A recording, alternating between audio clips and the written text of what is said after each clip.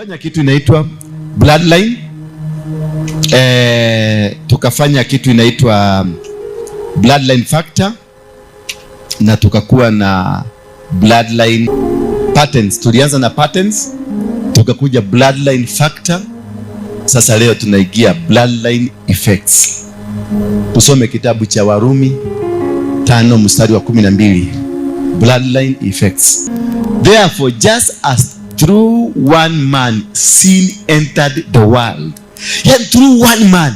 Mtu mmoja tu sin came to this world. Si watu wawili, through one man. We are suffering because of one man. Si tuende tukamtafuta mali yako. Mateso hii yote unaona, mateso hii mko nayo ni one man anaitwa Adam. Ndiye alisababisha hii shida yote tuko nayo. Hii wanaume mnaona mnaenda kutafuta, mnaenda kungangana, mnaenda kufanya hii, ni one man. Kwa sababu aliambiwa, alilaaniwa. Akaambiwa chakula utakuwa. Kwa njia ya mtu mmoja dhambi iliingia ulimwenguni, nayo ikasababisha kifo. Kwa hivyo kabla ya huyu mtu kutenda dhambi hamkuwa na kifo. There was no death. Life was good. Life was hakukuwa na mateso, hakukuwa na chuki, hakungetengenezwa buduki kama huyu jamaa hange sin, hakungetengenezwa madawa hii tunakunywa, hakungetengenezwa hata hii makanisa hatungekuwa nayo ya nini, na watu wote wako kwa Mungu. Shetani hangekuwa na nafasi, hata Yesu hangekuwa wa nini, ama hangekuwa hii mastori ya mambo mingi hatungekuwa nayo. Mapasta hawangekuwa, mabishopu hawangekuwa, sisi wote hatungekuwa job. Sasa imagine ya Mungu kwa mnajua kama kuna Waruinge. Nayo ikasababisha kifo. Hivyo kifo kimeenea katika jumuiya yote ya binadamu, kwa maana wote wametenda dhambi. Wewe ulihusika kwenye hiyo dhambi? Waruinge, ulihusika, ulikuwa. Lakini because of the bloodline effects, makosa ambayo yalitendwa kwenye shamba ya Edeni na mtu ambaye alikuwa ni kama hajielewi, maana alitengenezwa na Mungu, mtu hakuzaliwa. Unajua the only person that does not have an umbilical cord ni Adam peke yake. The only creature that does not have the umbilical cord is Adam and Eve. The rest have umbilical cords. Lakini niambie, huyu mwenye ambaye ni Mungu alimuumba, akamweka kwenye shamba ya Edeni na akamweka mahali pale, but akatenda dhambi, not knowing dhambi hiyo sio yake peke yake. Dhambi hiyo inatembea mpaka kwa generation and generation. Maana wakati Mungu alikuja akamwambia, maana umetenda hii dhambi, you will walk struggling. So unaona Kaini alikuwa na roho ya nyoka, si ndio? Ya kuua Abel. Na ukiangalia, kwa sababu Kaini ndio firstborn na Abel. Kaini ni mtoto ya Adamu kweli. Mwenye huyu hana huruma, anachinja mtu kwa sababu sadaka yake imekubalika. And Abel is a generation of God, of Adam. Because this Abel, he knew how to worship God. Si ndio? Let's argue it again. Abel knew how to worship God with sacrifices, na akapeleka sacrifice, the first fruit and the best ones he took to God. But Cain did not know how to worship God. He just picked everything and took it to God, because he never appreciated this God, and that's why nini yake ikakatalika. I was arguing because hiyo kitu tulisoma nilisomea hapa, tukisoma nikaanza kufikiria, nikaona huyu jamaa hakujua kuenda mbele za Mungu kwa sababu hakuwa na uungu ndani yake. Because Cain hajui kumwenda mbele za Mungu, maana hana connection ya Mungu. Mtu yote mtenda dhambi, mtu yote mwenye anakaa jinsi Mungu asivyopenda, hana connection ya Mungu. Bwana Yesu asifiwe sana. Lakini mtu ambaye ni mcha Mungu, ni mfuasi wa Mungu, ako na connection, ako na revelation, ako na understanding ya kwenda mbele za Mungu. Akaokota kila kitu vibovu, akavibeba, akavipelekea Mungu, naye Mungu akavikataa. Lakini Abel, Biblia inasema alipeleka mazao yake ya kwanza yaliyonona, yaliyo mazuri. maana alijua anaenda kwa baba yake. Those are what we are calling now the bloodline effects ambazo zinafanyika katika maisha yetu. Maana kitendo hicho ndicho kuja kutupelekea Adamu kutoka kwenye lile shamba akiwa na aibu, maana aliwekwa kule akiwa na fadhili, akiwa na baraka, akiwa na neema, akiwa mtu ambaye aliheshimika. Lakini wakati alitenda dhambi, aliondolewa kwa aibu. Mungu akamuuliza kitu, alimuuliza, kwani mlitenda? Okay. Lakini Mungu kwa sababu alikuwa shatoa hukumu, akamwambia namna gani? Na umefanya dhambi kulingana sivyo nilikuwa nimekwambia. Umefanya kinyume. Kutoka leo wewe utakuwa ukitafuta pesa na jasho. Utapata chakula kwa jasho yako. Utateseka maisha yako. Na ukipatana na nyoka atakuuma kisigino. Na wewe mama utazaa kwa uchungu. Sasa kuzaa na tuda imeingiliana wapi? Hiyo complain ya Mungu na kuzaa na ile kitu alifanya imeingiliana wapi? Na kwa nini mwanamke ameambiwa atazaa kwa uchungu? What is the relationship ya hiyo tuda tunaambiwa na uchungu wa kuzaa? The blood of your family, is it affecting you? Which line? Is it line ya marriage, line ya pesa, line ya mashamba, line ya nini? Uangalie, what was the struggle of your father? I struggled 1 full year kulipa 20,000 na kwa buti every day kuna 2 million. You can see the effects of the bloodline. That is why many people, we are struggling, not because we are not able to do it. We are struggling because there is a limitation in the blood. There is a kind of a limitation in our system of the blood. My father had money to pay for my university, but I refused. I had now to reorganize myself after discovering myself. The same thing happened to my daughter. He refused. Alirudi yeye mwenyewe kujiorganize akarudi tena kusoma. This is now a problem has come in my house.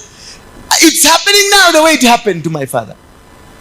Struggling to buy land, struggling with my children, and everything I was struggling.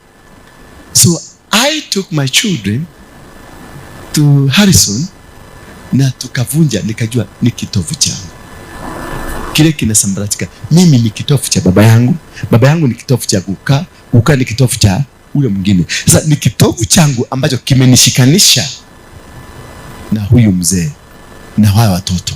Kwa hivyo nikainua dhabihu ya kukata kitovu changu. Nikawakata. From there they stopped being independent of me. Nikawachwa mimi sasa ni kama tractor na trailer. Wakati zinakuwa disconnected, trailer inabaki, tractor inaenda. Mimi nikaenda, trailer ikabaki, itafutiwe njia, itaanza kujipeleka. And since then, oh my children, oh my God, wamesoma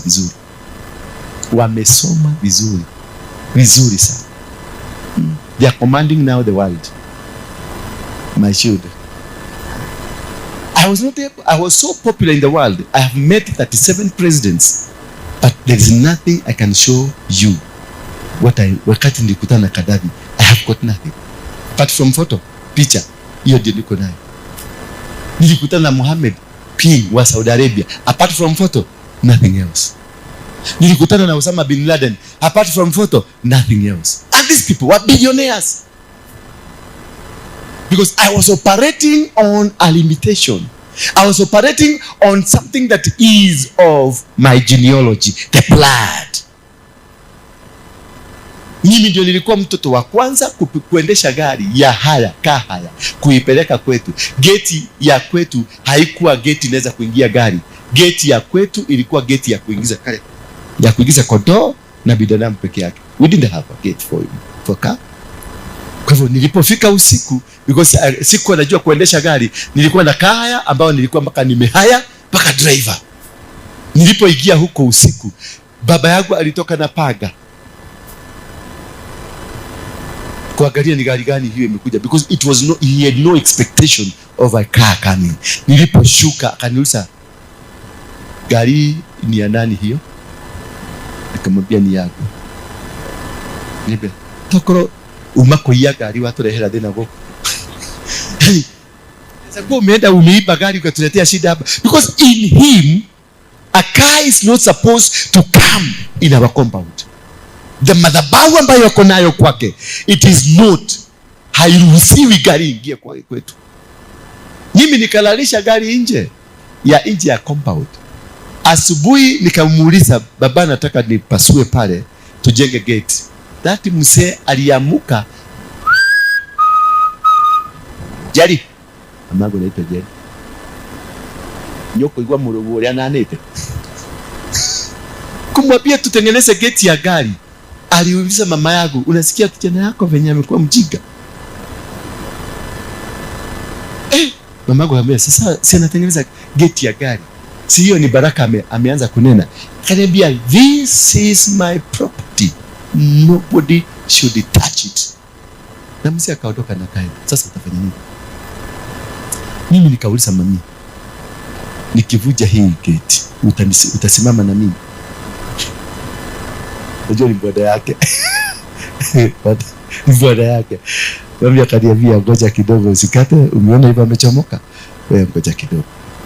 Wacha akikuja jioni tuongee. Gari yangu ilishida, ulala nje, ikashinda nje mpaka wakati saa mzee alikuja usiku.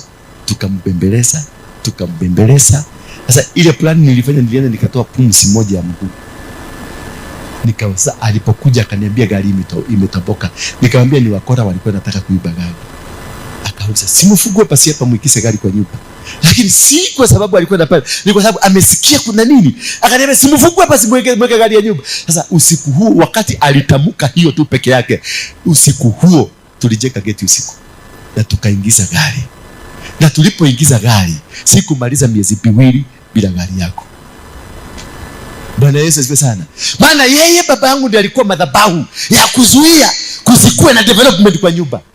Because the spirit alitoka nayo kutoka kwa guka. My grandfather is a general. Barabara ya Isiri inaitanishwa na yeye. But there is nothing that is associated with him. Hakuna.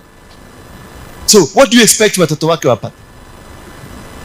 Na watoto wake. So wakati nilivunja ile gate, tulivunja usiku. Na I can remember very well, kujenga gate tulianza kuijenga saa 6 usiku. And that was my breakthrough. From then, nikanunua gari ilikuwa KAC 103D. Nissan Maxima. Na nikaipeleka, tukaingia usiku. Kafika nyumbani. Kupiga maoni dunia mzima. The only man in the whole village driving a car. Hata kama ilikuwa inaenda miguu inaenda hivi.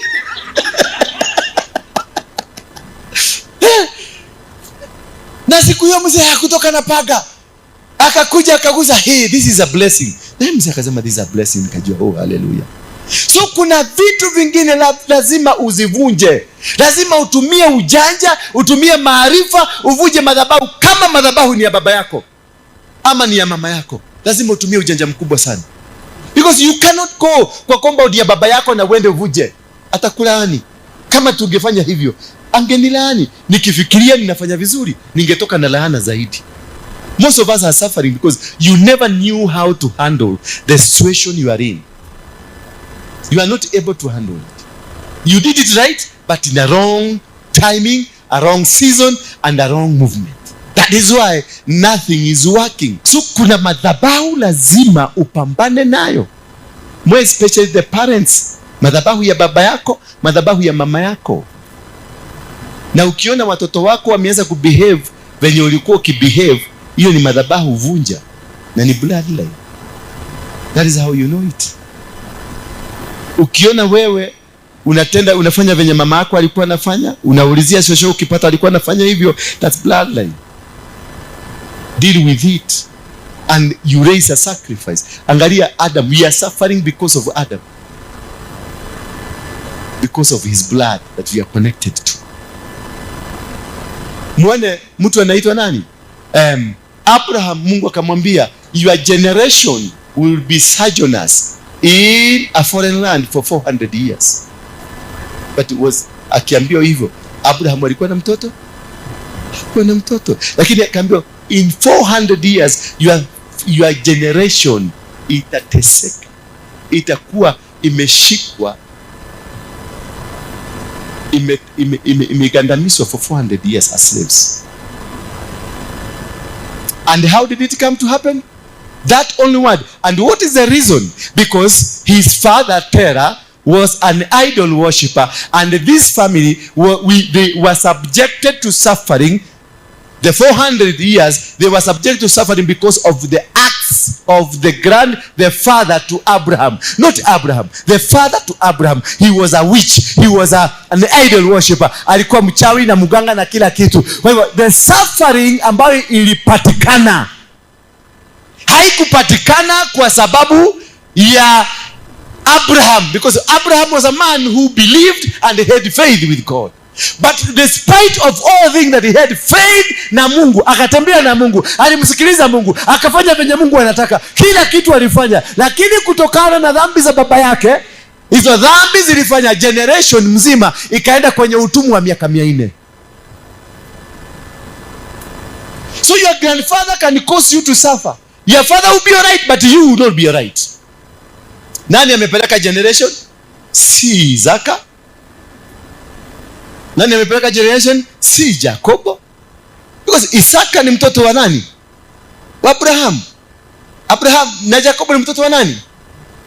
So Isaac, Abraham, Isaac, Jacob, there was no problem until now Joseph comes in. Joseph ni mtoto wa nani? Wa Jacobo. Joseph sasa wamemuuza. Angalia kwenye nenda, wamemuuza. Ile kitendo cha baba yangu yaguka cha kuwa ni mtu mbaya, ni mtu ambaye alikuwa na nia mbaya, maana mchawi si mtu mzuri, mtu muabudu miungu mingine si mtu mzuri. Kitendo kile, wakati Yosefu alienda akaambia baba yake, nimeona miti ikiinama ingine ikiinamuka, nimeona nyota zikiinama, wakasema ekayoletwala, kwani utakuja kutuokosa kututawala hapa? Kutoka hapo hila na mipango ikatengenezwa. Kutokana na nini? Na madhabahu ya great grandfather Terah. Wakapanga kumuua.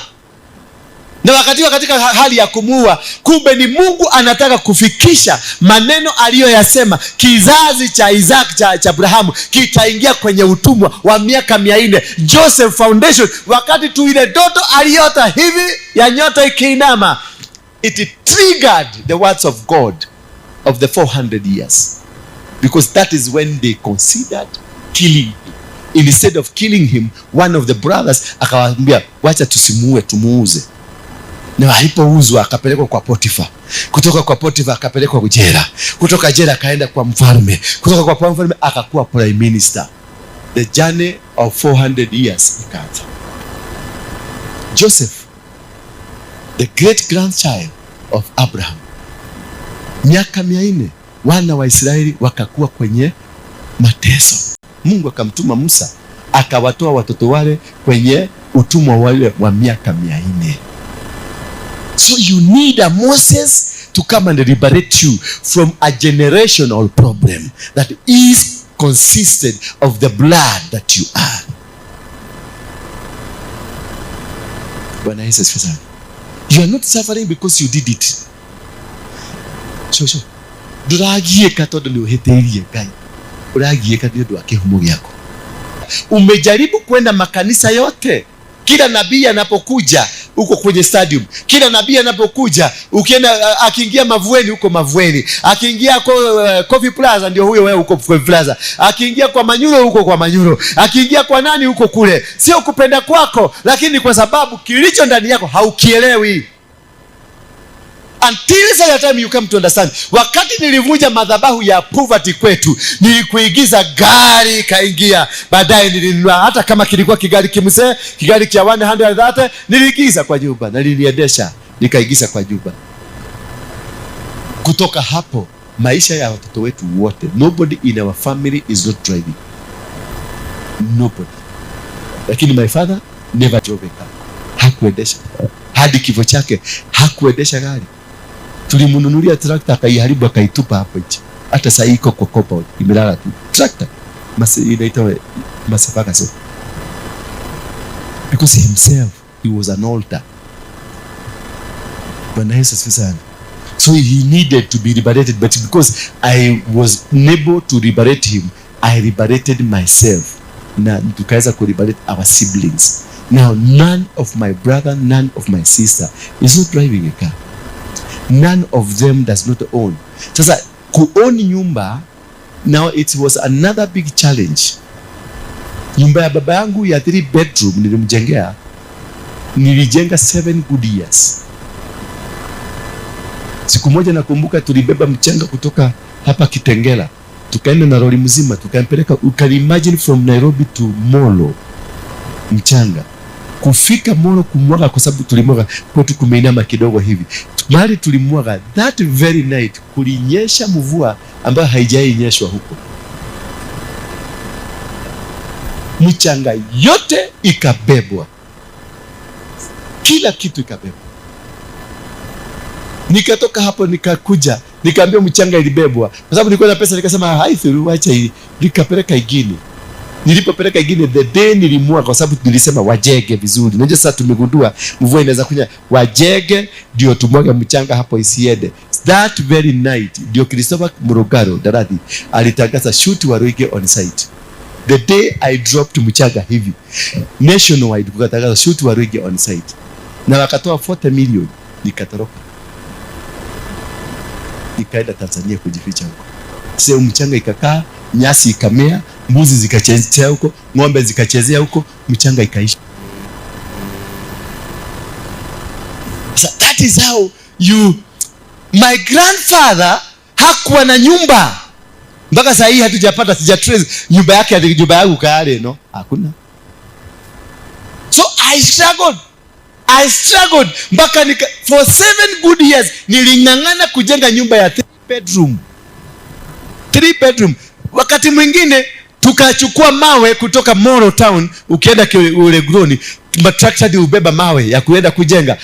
Trakta ikabeba ikajaza, kwenda Kakamulima kakwenda kwetu, trailer ikatokana, ikarudi nyuma karibu iwe mtu, ikagaragara, mawe yote ikatapakaa.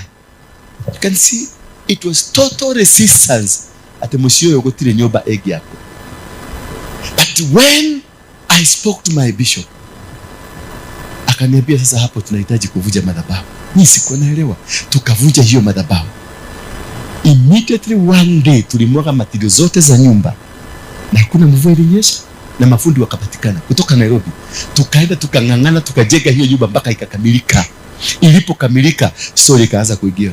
Ate maramu wakeile nyumba aneko ni mwakomo. Sasa kijiji msime kaza kusema tulijengea baba yangu nyumba. Wakaanza kuuliza atamaliza mwaka moja, ataikaa ni yako ikala nyobeo. Sasa baba yangu alikuwa anasikia shetani ni mbaya na madhabahu ni mbaya. Kwa hiyo story ilifikia baba yangu, venye watu wanaulizana. Sasa alikuwa ananipigia nyumba mkale kile, alikuwa ananipigia kila siku nyumba ile rali kale, kwa sababu anasikia anaweza kuenda one time, na alienda mwaka moja na nusu akaenda. Nilipokamilisha hiyo nyumba mwaka moja na nusu baadaye, usi hata kujua hiyo nyumba utumia keno yeye ikala kuigaga. Sasa mpaka huyu mke wake anakaa kwa nyumba haifurahi, maana ananiuliza kasi baba yenu angekuwa hapa sasa angekuwa anakaa vizuri. Sasa kuna kafriji hapo, kuna kanyama hapo, kuna kila kitu kizuri kile wewe na mume wako mungetaka kufurahia. Babangu hakuifurahia, lakini nilivunja, na hapo ndio niliweza kujenga nyumba. Sikiliza, nilikuwa na mamilioni ya pesa na nilikuwa nakomboa nyumba. After that ndio niliweza kujenga nyumba. After that my brother Utawala akajenga nyumba. After that my brother mwingine kwa America akajenga nyumba. Wote wakajenga manyumba. Kumbe kulihitajika a Moses in the family to liberate other brothers. Bwana Yesu asifiwe sana. Niliuza mashamba makubwa huko Nairobi, lakini I didn't have anything because of the bloodline factor, because of the challenge that we had.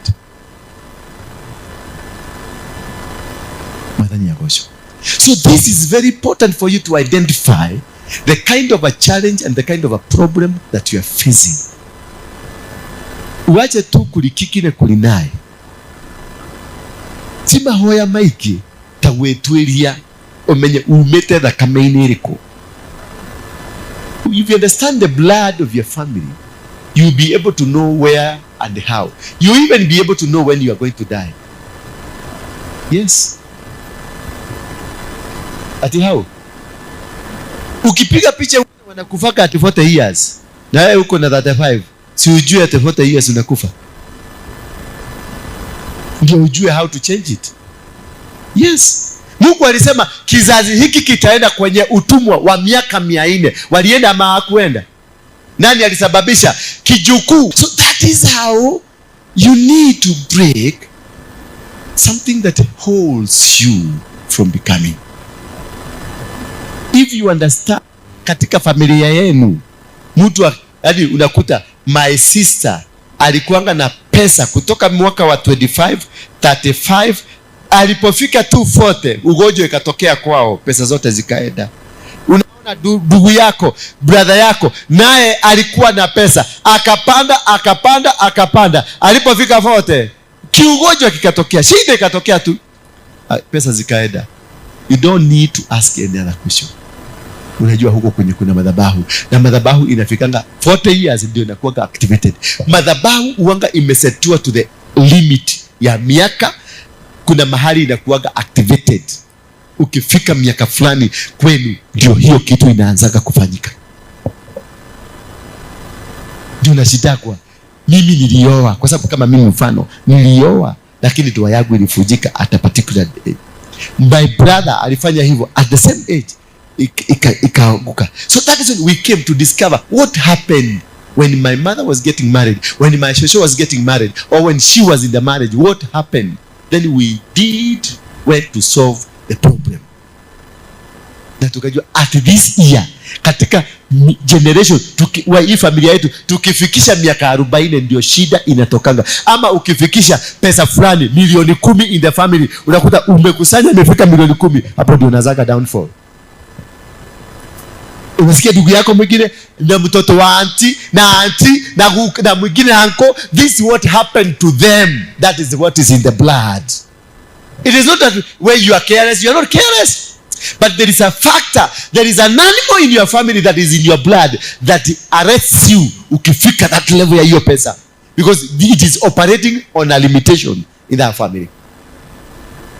If your family has got a limitation, kwa atipe ile pesa mnaweza shika nyingi as a family ni shilingi milioni 1. I'm telling you my brother, there upitishe shilingi milioni 1 na peni 1, sasa ndio utajua shetani anakuwa karagani. Anakujaga na familia msima anakaa kwenu. Unapata kiugonjwa kile kimetoka, kinachukua mpaka nyumba yenu. Umefanya hila. You have gone against the system that learns and controls your blood system. That is the only mistake. That's the only mistake you did. To going against the blood system. Iko na restriction ya mpaka wapi. Most of us are here. We are very rich people. But this blood system ya kwetu to restrict mpaka milioni 1. Imeku-restrict mpaka milioni 5. Imeku-restrict mpaka a certain particular level. So nobody in your family will go beyond that.